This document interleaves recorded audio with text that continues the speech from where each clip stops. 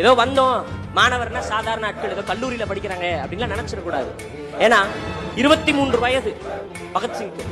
23 வயதில் இந்தியாவினுடைய தேச விடுதலைக்காக ஆங்கிலேய ஏகாதிபத்தியத்தை எதிர்த்து பகத்சிங் தூக்கிலிடப்படுகிறான்.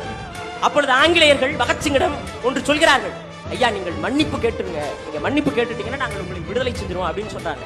அப்ப அவர்களுடைய தோழர்களும் சொல்கிறார்கள், பகத்சிங் மன்னிப்பு கேட்டுருங்க, நம்ம எப்படியாவது உயிர் படத்தை தப்பிச்சிடலாம் அப்படின்னு பகத்சிங் கிட்ட கேட்கிறப்ப பகத்சிங் சொன்ன ஒரே வார்த்தை, நான் இன்னைக்கு இறந்து போனேன் அப்படின்னா என்னை பார்த்து இந்த தேசத்தினுடைய தாய்மார்கள் அவர்களினுடைய பிள்ளைகளை இந்த விடுதலை களத்திற்கு அனுப்பி வைப்பார்கள் என்று 23 வயதில் தூக்கை தழுவினான் பகத்சிங்.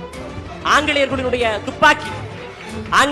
துப்பாக்கி தன் உடலுக்கு நேர் எதிராக நிற்கிறது. அப்பொழுது கூட என்னை தாண்டித்தான் அண்ணல் காந்தியடிகளை உங்களால் சுட்டுக் கொள்ள முடியும் என சொல்லி ஆங்கிலேய ஏகாதிபத்தியத்திற்கு எதிராகவும் நிறவெறி ஆதிக்கத்திற்கு எதிராகவும் தில்லையாடி வள்ளியம்மை நின்ற போது அவளுக்கு வயது வெறும் 16 வயதுதான். மலாலா யூசுப் பள்ளி பருவத்திலேயே ஒரு புரட்சியாளனாக மாறிய பெண்.